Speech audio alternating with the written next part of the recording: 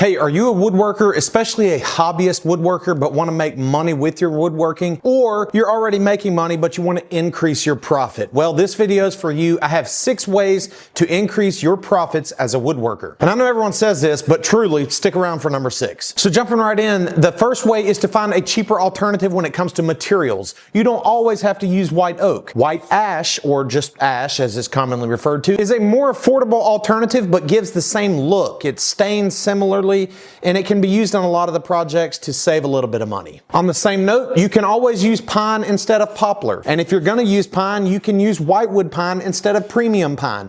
Now, all of this will depend on the project, what the project calls for, if the customer's paying for the material, or if you're just making stuff to sell. But finding cheaper alternatives when it comes to material is a good way to save some money, which in turn increases your profits. And it's not just the wood material. If you're a cabinet maker, it doesn't have to be name brand hinges all the time. Name brand drawer slides, name brand cabinet handles. It can be something in bulk that you can get a little bit cheaper. If you're able to find something in bulk, say off of Amazon or somewhere else online, and you save 80 cents per hinge, and the project has 100 hinges or 10 hinges even, you're obviously going to save some money, which increases your profit. Number 2 is to consider your fasteners. Now, when it comes to fasteners, some things you just have to have. Especially when it comes to the wood joinery, you might have to have screws, especially screws of a certain type. But even if you have to have a certain type of screw, it doesn't have to be name brand. It doesn't have to be the material in the screw has to be the highest ranked of metal. It can be a cheaper screw. Or if the joinery isn't as important, you don't have to use screws all the time. You can always use nails or nails with glue or just glue. And this will probably be controversial. You can leave me hate down in the comments below,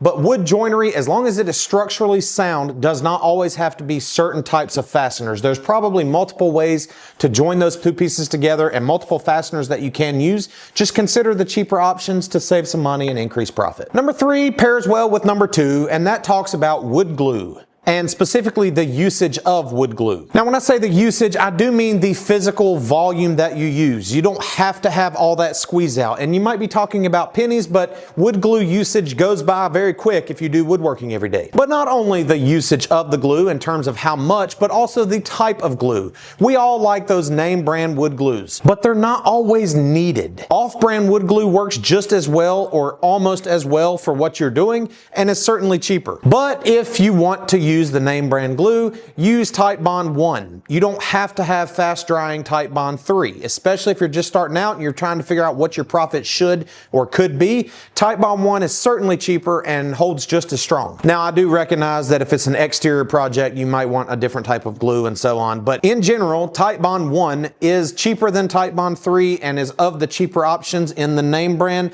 and will hold up just fine, but save you some money. Number 4. Stop paying for ads, especially if you're new. And I know that's an instinct to do when you are new because you're trying to boost, kind of get that initial boost going. So paying for ads is a good way to get engaged audience members on social, online very quickly. But you're paying for ads to get clicks. You're not paying for ads to build a loyal customer base. So paying for ads is not necessary, and it's money that you're going to spend one-to-one, meaning you pay $1, you might get $1 in revenue. Completely worthless. You want to build up a customer base and be able to dial in those ads. And if you're just starting out, you're probably not dialed in. So what do you do instead? Well, just post consistently. Post every day if you can. Post across multiple social media platforms. And even if you don't want to go deep into each one, just start building that presence on each social platform. I realize this is opposite from what some other people say online. You want to master the craft on one platform, and I tend to agree with that. But if you're making, for example, a short form video, a 1-minute video, it is very easy to repurpose that across TikTok, even Pinterest, Facebook, YouTube Shorts, Instagram Reels, whatever it is, and you only had to record one video. That's if you're doing videos. If you're just doing pictures, don't just take one picture of the beauty shot of the masterpiece that you just made. Take pictures of the corners, take pictures of the wood grain, take pictures of the joinery, take behind the scene pictures. Post constantly, build a presence online, and that does take time. I'm still trying to do it as well. But if you are able to post constantly, the pictures and your presence online will almost do some advertising for you for free. You don't have to pay for ads. Number 5 is stop buying tools based on your wants and instead buy them based on needs. I am super guilty of this, and I think all woodworkers are. We have the shiny object syndrome. You want to buy that flashy new $1,300 domino joiner. You want to buy that flashy new 12-inch helical head spiral joiner, planer, fancy cabinet table saw, whatever it is. You don't need that. If there's nothing wrong with what you're using now, let your profits that you make, your income that you make from the project, go towards saving and investing into the business, not buying something that you just want. You don't always need a 12-inch jointer. You may want it, but you don't need it. And by using your profits from the project, you're going to be able to save more money and buy the tools that you actually need. You may need a new sander. Sanding sucks and you probably don't want to sand. But if your project requires you to sand 90% of the time that you're working on that project, then that would be what you need, not what you want. Before number 6, be sure to hit that like button, comment down below. I'm going to try to do some more videos like this, kind of talking about the woodworking business side of things. So if you'd like to see that, let me know what kind of video you want to see next, and hit the subscribe button while you're already down there in the comment section. So number 6 is know your worth. And everybody likes to say this online, but I don't think a lot of people know what it means. In fact, it's hard to know what it means. I don't fully know what it means. What I mean when I say that, though, is to charge more than what you probably are charging now. Now, of course, you can't make a cutting board and charge $5,000 for it, especially as a beginner. But you also don't need to be making a cutting board and charging $10 for it because you got the material for free, so it didn't take hardly any material, so it's just $10 profit. Know your worth. And this will come with time. It's hard to do as a beginner, but also know what goes into the project. Yes, you might have $40 of material, but if you spent 10 hours making this project, you also have wood glue, you have saw bits, you have saw blades, you have the fact that you own the tools in the shop to do this and someone else don't. All that is a price that goes into making a project, even if you're new.